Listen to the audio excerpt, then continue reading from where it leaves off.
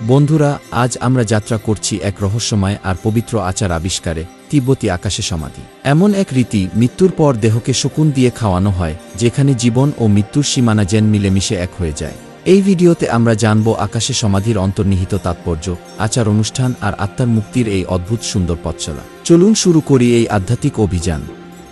তিব্বতের বিস্তীর্ণ পাহাড় আর নির্মল আকাশের নিচে যুগ যুগ ধরে চলে আসছে এক প্রাচীন রীতি, আকাশে সমাধি। এই অনন্য প্রথা শুধু সমাধি নয়, বরং জীবনের এক গভীর উপলব্ধি, যেখানে মৃত্যুকে দেখা হয় এক নতুন যাত্রার শুরু হিসেবে। তিব্বতী বৌদ্ধ দর্শনে বলা হয়, আমাদের দেহ কেবল আত্মার এক অস্থায়ী আশ্রয়।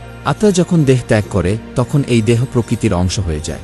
আকাশে সমাধির মাধ্যমে দেহটি প্রকৃতিকে ফিরিয়ে দেওয়া হয়, যেন আত্মা তার পরবর্তী যাত্রার পথে মুক্ত হতে পারে।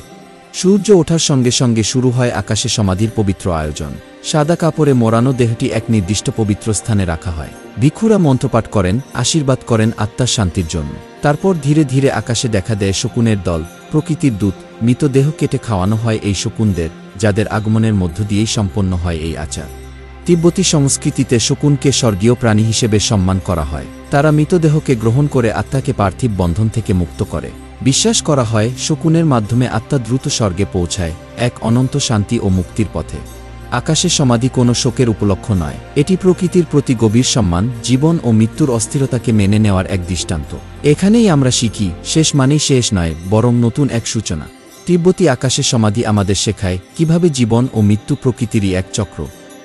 এমন আরও রহস্যময় ও আধ্যাত্মিক কাহিনী জানতে আমাদের চ্যানেল সাবস্ক্রাইব করুন, আর আপনার মতামত জানাতে কমেন্ট করতে ভুলবেন না।